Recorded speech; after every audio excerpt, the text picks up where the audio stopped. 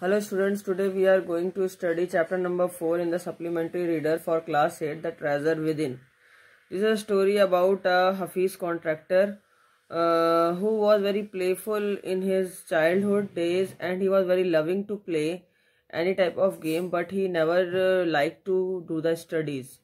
And at once when he listened his principal's talk, then he influenced by his principal's talk, and then that talks is converted his whole life, and then he changed his life and he changed his thinking, or he do some more efforts to become a good architect, engineer, or good architect contractor also. So how his life is changed, now let me study. Hafiz contractor was an unhappy schoolboy. He loved doing things but detested mechanical learning. Mathematics gave him his shiver. What his principal once said to him influenced him deeply. Hafeez एक contractor है जो कि अपने school days में बहुत नाखुश लड़का होता है, और उसको कभी भी मैथ्स पढ़ने से तो बहुत ही ज़्यादा डर लगता था, और उसको बिल्कुल भी पढ़ना लिखना अच्छा नहीं लगता था, और वो हमेशा खेलना चाहता था। लेकिन जो उसके एक बार क्या होता है, उसके प्रिंसिपल उसको बहुत ज़्यादा इन्फ्लुएंस करते हैं। वो एक ऐसी बात कहते हैं जो उसको डीपली पिंच कर जाती है। होता क्या है कि ये एक इंटरव्यू टाइप का है, जिसमें एक व्यक्ति है मिस बेला राजा। ये स्पर्श मैगजीन की एडिटर हैं, और ये जो है इस न्यूज़लेटर पर, ये जो न्यूज़लेटर लिखा गया रिसोर्स सेंटर के लिए वैली स्कूल बेंगलोर में, वहाँ पर मिस्टर हफीज कॉन्ट्रैक्टर हैं, उनकी ये इंटरव्यू ले रही हैं। तो वो इनसे कुछ क्वेश्चंस पूछती हैं, और हफीज कॉन्ट्रैक्टर जो है एक इंडिया के बड़े माने जाने एक आर्किटेक्ट हैं जो बहुत तेजी से उभर रहे हैं। तो उनसे जो है कुछ सवाल किए जा रहे हैं। क्या है पहला सवाल, देखते हैं। पहला ये कहते हैं, ये बीसी बोलती हैं, I use to have this terrible nightmare. मुझे लगता है कि आप को कि कैसे समझ में आया कि आपने कैसे अपनी ज़िंदगी की राह बदली। तो हफीज़ कॉन्ट्रैक्टर कह रहे हैं पहले, I use to have this terrible nightmare. मुझे अक्सर ये बहुत ज़्यादा खतरनाक नाइटमेयर आते थे, दिवा स्वप्न आते थे, दिन में ही मैं सपने देखता रहता था। Only now over the last 4 to 5 years, अभी कुछ ही 4 से 5 सालों में मैं इससे उभरा हूँ। तो बी आर बोलते, what nightmare are you talking about and why do you think it has disappeared now. किस टाइप के दिवा सपनों की आप बात कर रहे हैं, और किस तरीके से आप इससे उभरे हैं। अच्छी यानी कि हफीज कॉन्ट्रैक्टर बोलते हैं, I use to get continuous nightmares. मुझे लगातार ऐसे सपने आते रहते थे कि मैं मैथमेटिक्स एग्जाम में बैठा हुआ हूँ जहाँ पर मुझे कुछ भी नहीं आता है, और उस मैथमेटिक्स के क्वेश्चन पेपर को देखकर मैं एकदम होपलेस हो गया हूँ, और अब मेरे साथ क्या होगा, मैं बहुत परेशान हूँ। तो इस तरीके से जो है मुझे शिक्षा भी कभी भी मैथ्स तो बिल्कुल भी पसंद नहीं थी, और मैंने बड़ी रो रो के शिक्षा ग्रहण की है। अब बेला राजा बोलते हैं कि अरे, इसका मतलब है कि आपके साथ स्कूल की कुछ अच्छी मेमोरीज हैं या नहीं है। तो अच्छी कहते हैं, क्यों नहीं है, क्योंकि पहले और दूसरे साल में तो मैं बहुत अच्छा स्टूडेंट था, लेकिन जब 3rd स्टैंडर्ड तक आया तो मेरा जो रुझान था वो पढ़ाई की तरफ नहीं था, और मुझे धीरे धीरे मेरा सारा इंटरेस्ट खोता चला गया स्टडी की तरफ से, और मुझे केवल गेम्स में इंटरेस्ट था। खाली बस इधर उधर दौड़ना, घूमना, जोक्स करना, मजाक करना एक दूसरे से, ये सब पसंद था। और हमेशा मैं एग्ज़ाम में चीटिंग करके पास होता था, कॉपी करके पास होता था, और मैं हमेशा ये सोचता रहता था कि बस किसी भी तरीके से ये एग्जामिनेशन होल्ड हो जाए, मैं पास हो जाऊं, और फिर स्टडी के लिए आगे प्रिपेयर करूं। लेकिन एक बार क्या हुआ कि मेरे प्रिंसिपल सर ने मुझसे एक बात की जिसने मेरी लाइफ को चेंज करके रख दिया। जब मैं 11th स्टैंडर्ड में पहुंचा तो एक दिन प्रिंसिपल ने मुझे बुलाया, और उन्होंने बोला कि देखो बेटा, मैं जानता हूँ तुम्हें पुराने दिनों से, तुम एक अच्छे स्टूडेंट रहे हो, लेकिन तुम कभी भी मेहनत नहीं करते जिस तरह तुम्हें मेहनत करनी चाहिए। और जब मैंने आज तक तुम्हारी बहुत सेवा की है और बहुत तुम्हें समझाया बुझाया, लेकिन अब मैं तुम्हारी और सेवा नहीं कर सकता। अब तुम्हें मैं तुम्हारे ऊपर छोड़ देता हूँ।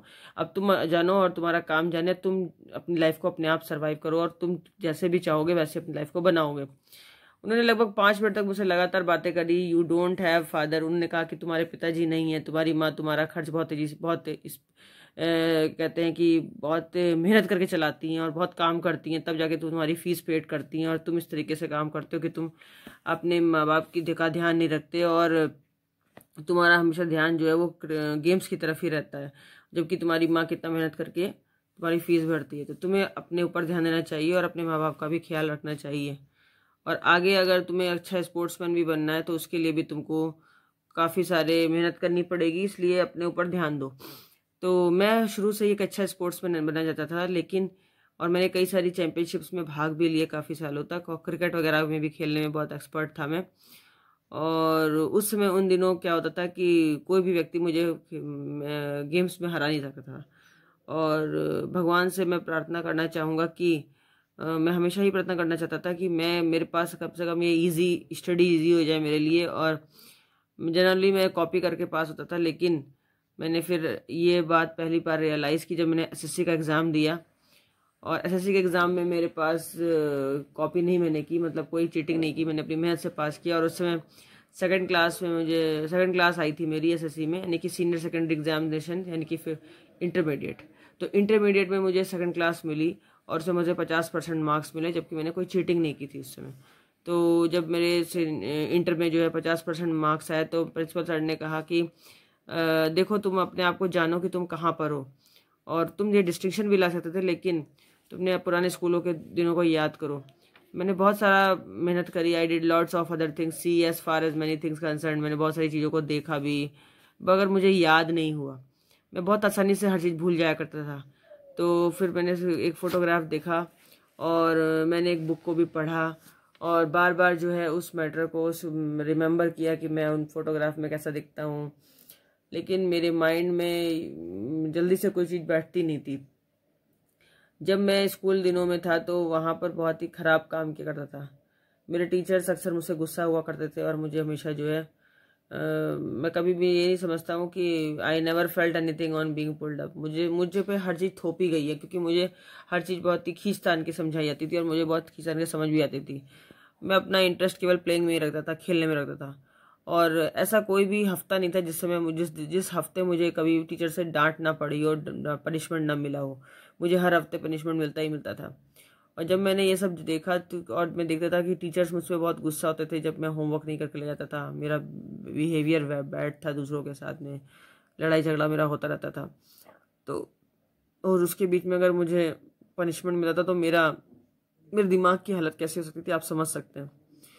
तो बी आर बोलते हैं, अरे ये कैसा स्टेट ऑफ माइंड, मुझे समझा नहीं कि आपके दिमाग पर भी असर पड़ा था।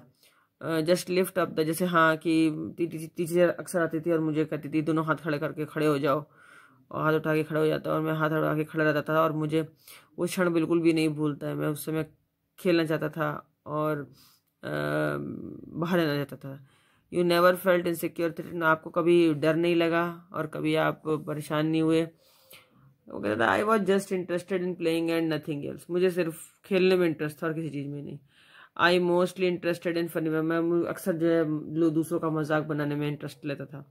एक दिन की बात है कि मैं स्टडी नहीं करना चाहता था, और मैंने सोचा कि चलो पूरी क्लास को डिस्ट्रैक्ट करता हूँ, और इसीलिए मैंने पूरे 1 घंटे तक हम लोगों ने फिर चोर पुलिस खेला।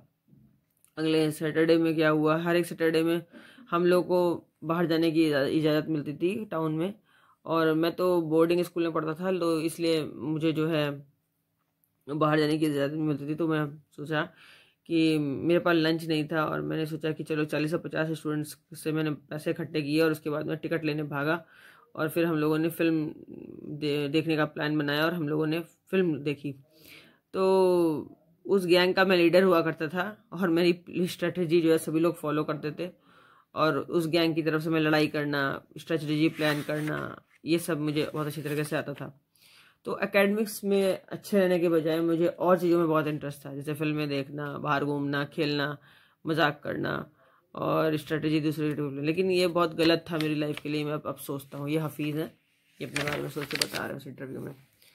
स्टूडेंट्स यूज टू बुक माई, और जनरली स्टूडेंट्स क्या करते थे कि वो जनरली मेरी टेक्स्ट बुक मांग लिया करते थे, क्योंकि उन्हें पता होता था कि हफीज़ एक ऐसा लड़का है जिसके पास बुक्स तो होंगी, और बिल्कुल ब्रांड न्यू रखी रहती थी मेरी बुक्स, क्योंकि मैं कभी छूता भी नहीं था अपनी बुक्स को। तो वो एज इट इज़ रखी रहती थी, और सारे स्टूडेंट जो है वो जानते थे कि एग्ज़ाम के एक दिन पहले मेरी बुक खुलेगी, और मैं 1 नाइट फाइट करके पढ़ने वाला व्यक्ति था। तो लोग जानते थे कि हाँ इसकी बुक्स तो इसने खोली नहीं होंगी, एग्ज़ाम के एक दिन पहले खोलेगा, इसीलिए इसकी बुक्स मांग लो। तो हर बार स्टूडेंट्स मुझसे बुक मांग लिया करते थे पीछे, क्योंकि वो जानते थे कि हफीज़ के पास बिल्कुल नई बुक रखी होंगी। अब आता है कि सेकंड पार्ट में हफीज़ के लिए ये बहुत ज़रूरी हो गया था कि ही स्टम्बल्ड ऑन आर्किटेक्चर। वो आर्किटेक्चर उसने कैसे चुना, और उसने फ्रेंच सीखी, फ्रेंच थोड़ी बहुत सीखी उसने, और उसको थोड़ी बहुत जर्मन आती थी। और उसके बाद में प्लेइंग में प्रैंक्स वगैरह मारने में वो ऑफ बीट था। और जब उसको एक बार कॉल आई तो उसने कभी पीछे मुड़ के नहीं देखा। BR बोलते हैं how did you get into the field of architecture. वो BR पूछते हैं आप आर्किटेक्चर की फील्ड में कैसे आए। तो कहता है कि मैं अपने कॉलेज में पढ़ रहा था उस समय, और आर्किटेक्चर के कॉलेज में मुझे 80 से 85% मार्क्स चाहिए थे एंट्री कर लिए। मेरे पास तो केवल 50% थे और मैं आर्मी ज्वाइन करना चाहता था। लेकिन उसी समय क्या हुआ कि एक एडमिशन लेटर तो मेरे पास आया, लेकिन मेरी आंटी ने उसको फाड़ दिया और मुझे कहा कि तुम पुलिस फोर्स में जाओ। मम्मी ने कहा कि नहीं, पुलिस फोर्स में भी नहीं जाना है, और उन्होंने मुझे बॉम्बे में जय हिंद कॉलेज में भेज दिया पढ़ने के लिए कि जाओ और वहाँ से ग्रेजुएशन करो। तभी वहाँ से मैंने फ्रेंच और जर्मन सीखी। फ्रेंच सीखने में मुझे 7 ईयर्स लग गए। उसके बाद भी मुझे फ्रेंच के बहुत सारे वर्ड्स अभी भी नहीं आते। फिर मैंने जर्मन ली, जर्मन में भी मैं बहुत जल्दी ही मात खा गया, और लोगों ने बोला कि अब तुम जर्मन चेंज करके फ्रेंच ही ले लो। फिर दोबारा मैंने फ्रेंच में ही एडमिशन लिया, फ्रेंच फिर से सीखी, और उस जय हिंद कॉलेज में काफ़ी साल तक मैं पढ़ता रहा। आज भी मैं सोचता हूँ कि चलो अच्छा हुआ मैंने फिर फ्रेंच और जर्मन सीख ली, तो मुझे काम ही आ रही थी। और वो फ्रेंच सीखने से फ़ायदा ये हुआ कि मैं एक बार अपने कज़िन की जो मेरी कज़िन है, वो एक आर्किटेक्ट की वाइफ है। तो मैं एक बार उनसे मिलने गया अपनी बहन के हस्बैंड से, यानी कि अपने बहनोई से, जो कि एक आर्किटेक्ट थे, और उनको फ्रेंच आती थी। तो वहाँ मैं गया उनके ऑफिस में, और मैंने देखा कि वो एक आर्किटेक्चर का वेट कर रहे थे। और उसी समय एक्चुअली क्या हुआ कि एक बाई चांस मैं आर्किटेक्ट बन गया। कैसे? उन आर्किटेक्ट के ऑफिस में मैं गया तो वहाँ पे मैंने देखा कि एक व्यक्ति है जो कि कुछ ड्राइंग्स बना रहा है, विंडो की डिटेल, और विंडो डिटेल में जो है वेरी एडवांस ड्राइंग उसकी थी। लेकिन मैंने उससे बोला कि तुम्हारी ड्राइंग थोड़ी गलत है, और लाओ मैं ये ड्राइंग खुद बनाता हूँ। तो मैंने उसकी ड्राइंग ले ली, और उसके बाद में उसने मुझसे शर्त लगा ली कि अच्छा तुम इससे अच्छी ड्राइंग बना सकते हो तो लो। और हिज ड्राइंग वॉज रॉन्ग। मैंने जब उससे कहा कि तुम्हारी ड्राइंग रॉन्ग है, तो मेरे कजिन के हस्बैंड ने मुझसे कहा, वो बड़े आश्चर्यचकित हो गए। उन्होंने कहा अच्छा तुमको पता है कुछ स्पेसिफिक थिंग्स के बारे में? उन्होंने कहा हाँ बिल्कुल पता है, मैं जैसे एक हाउस को डिज़ाइन कर सकता हूँ। तो उन्होंने कहा लो ये एक हाउस डिज़ाइन करके दिखाओ। और जैसे ही मैंने उस हाउस को डिज़ाइन किया, तो उसके बाद में उन्होंने कहा कि अरे वाह तुम तो बहुत अच्छा डिज़ाइन करते हो। और उन्होंने मुझे कहा कि तुम यहाँ क्या कर रहे हो, तुम आर्किटेक्चर ज्वाइन करो। तो हम लोग फिर उसके बाद कॉलेज के प्रिंसिपल से मिले, आर्किटेक्चर कॉलेज के प्रिंसिपल से, और प्रिंसिपल ने मुझे वार्न किया, और उन्होंने कहा कि ठीक है तुम एंट्रेंस एग्जाम में पहले अलाउ, उन्होंने कहा कि मैं तुम्हें ऐसे अलाउ नहीं करूँगा, पहले तुम एंट्रेंस एग्जाम्स दो, और एंट्रेंस एग्जाम में जब कुछ अच्छा करोगे तभी तुम अलाउ कर सकता हूँ मैं तुम्हें कि ज्वाइन करो। तो मैंने एंट्रेंस एग्जाम दिया और मेरे A+ आए, और A+ के बाद में तो बहुत मेरे लिए आसान जैसे हो गया। और मैंने कभी प्लान नहीं बनाया था, लेकिन उसके बाद मैंने देखा, मैंने कभी पीछे मुड़ के नहीं देखा। मैंने एंट्रेंस एग्ज़ाम बीट किया, A+ मार्क्स आए मेरे, मेहनत करी मैंने, और उसके बाद में मैं लगातार जो है फर्स्ट आता चला गया। और उसके बाद मैंने कभी पीछे मुड़ के नहीं देखा। और मैं अब आज बिलीव करता हूँ कि जब भी मैं खेलता हूँ, कि हाँ मैं खेला करता था स्कूल टाइम पर, तो मुझे जो है I had a friend called Behram Devcha. मेरे पास एक मेरा दोस्त था जिसका नाम था भेरम देवचा, और उसके साथ मेरा बहुत कंपटीशन रहा करता था, क्योंकि हम लोग किलो की डिज़ाइन बनाया करते थे, गन्स की और कुछ एम्यूनिशन की, कुछ वेपन्स वगैरह की। तो हम लोग बहुत अच्छी तरह डिज़ाइन करने में काफ़ी एफर्ट लगाते थे और डिफरेंट डिज़ाइन बनाया करते थे। एक बार मेरी जो टीचर है, उन्होंने, जब मैं 3rd स्टैंडर्ड में था, तो मिसेस गुप्ता ने मुझसे बोला कि तुम बड़े अजीब से यूजलेस स्केचेस बनाते हो, लेकिन वो यूजलेस एक्चुअली नहीं है, ये एक दिन तुम्हारी बहुत हेल्प करेंगे। और वाकई ऐसा ही हुआ कि मैं एक आर्किटेक्चर बना अच्छा सा। मैंने डिफरेंट टाइप की लैंग्वेजेस पढ़ी, साइंस, ज्योग्राफी, और लैंग्वेजेस में बहुत ही बेकार था, मुझे बिल्कुल भी इंटरेस्ट नहीं आता था, लेकिन ज़बरदस्ती मुझे बस पढ़ना पड़ता था। बोर्डिंग स्कूल में रहना आप समझ सकते हैं कितना डिफ़िकल्ट होता है, आज भी बहुत डिफ़िकल्ट होता है। मैंने कई सारे टेस्ट दिए, सब सारे के सारे नकल करके दिए, लेकिन मेरे टीचर भी इस बात को जानते थे। लेकिन मैं अब जा करके इस चीज़ को फील करता हूँ, जब मैंने एंट्रेंस एग्ज़ाम A+ में पास किया तो मुझे बड़ी संतुष्टि हुई। और मैं ये भी जानता हूँ कि जो लोग फर्स्ट और सेकंड, आपको पता है कि जो मैक्सिमम जो बच्चे फर्स्ट और सेकंड हमेशा क्लास में आते हैं, वो केवल ऑर्डिनरी जॉब्स करते हैं। लेकिन जो बच्चे फेल हो जाते हैं या जो बच्चे कॉपी करके पास होते हैं, उनको कुछ प्रैक्टिकल लाइफ में टैक्टिक्स आ जाती हैं, और उसकी वजह से वो अपनी लाइफ में, जो प्रैक्टिकल लाइफ में, अक्सर सफल हो जाते हैं, और वो कुछ ना अलग अलग हटके करते हैं दूसरों से, तो वो यूनिक हो जाते हैं। तो जैसे मैं अपने स्कूली दिनों में था कि मैं हमेशा पढ़ाई में बहुत पीछे रहता था, लेकिन मैंने फिर भी कुछ अपने एफर्ट्स करके कुछ यूनिक किया। जबकि मेरे साथ के पढ़ने वाले बहुत सारे लोग जो फर्स्ट सेकंड आया करते थे वो आज भी ऑर्डिनरी जॉब्स कहीं ना कहीं कर ही रहे हैं। तो बी आर कहते हैं कि अच्छा है, इसका मतलब है कि जो आपके अंदर जो पर्सनैलिटी थी, जो स्किल्स थी, वो आपने डेवलप की, और जिस चीज़ में आपने सुविधा पाई वही उसको मन से किया, और उस चीज़ को मन से करने के बाद में ही आपको उसमें इंटरेस्ट पैदा हुआ, और उस इंटरेस्ट को आपने बढ़ाया, और इस तरीके से आपने, जैसे कहते हैं ना कि एक बहती हुई लहर थी पानी की, और उसको आपने जो है कभी भी रोका नहीं। तो हफीज़ कहते हैं हाँ बिल्कुल, मुझे जिस चीज़ में इंटरेस्ट था, मैक्सिमम मुझे इस चीज़ में इंटरेस्ट है, जैसे मान लो कि कोई नदी बह रही है, तो मैं उसमें से सोचता था इस नदी के पानी को कैसे रोक सकते हैं डैम बना करके, या डैम के अंदर पानी को कैसे बहा सकते हैं। इस तरीके की कुछ अजीब सी चीज़ें मैं सोचता था। और स्कूल के टाइम में मैं बहुत फेमस था कि लोगों के जब बटन, हमारे जो बोर्डिंग स्कूल था उस समय जिस बच्चे के शर्ट के बटन नहीं होते थे, उस समय उस बच्चे को डिनर नहीं मिलता था। तो हम लोग क्या करते थे, लोग मेरे पास आया करते थे, मैं क्या करता था, चौक से, ब्लेड से चौक को काट करके बटन बना दिया करता था, और उससे जो है लोगों का काम चल जाया करता था, और उन लोगों को डिनर मिल जाया करता था। तो इस तरीके के बहुत सारे खेल किए हैं जिसमें मैंने आर्किटेक्चर भी सीखा और किया भी है। ये हफीज़ के द्वारा डिज़ाइन किया एक कॉम्प्लेक्स है, जो देखिए कितना अच्छा डिज़ाइन कर रखा है हफीज़ ने। और हफीज़ बताते हैं कि मैंने पेपर्स पर जो है अपने आप ही कुछ स्केचेस ऐसे बना दिया करता था ऑन स्पॉट, और जिससे कि मैं कोरिलेट करता था कई सारी चीज़ों को। और मैं अक्सर जो है, बी आर पूछते हैं कि आपने ये आर्किटेक्चर कैसे सीखा, कैसे आपके माइंड में आ गया। तो ऐसे ही कहते हैं कि मैं पहले क्लाइंट के फेस को देखता था, कि जो क्लाइंट मेरे पास आते थे नक्शा बनवाने के लिए, फिर मैं उनके कपड़े देखता था, उनके वे ऑफ टॉकिंग देखता था, उनका प्रोनाउंसिएशन देखता था कि वो क्या खाना पसंद करते हैं, कैसा उनका टेस्ट है, और पहले मैं उनके टेस्ट के बारे में जानता था कि वो पसंद क्या करते हैं, उसके हिसाब से मैं अपने आप को ढाल लेता था। और इस तरीके से मैंने अपने आप ही जो है जो स्केचेस तैयार किए वो लोगों की पसंद के बनाए, और इस तरह से मेरी आर्किटेक्चर फेमस हो गई।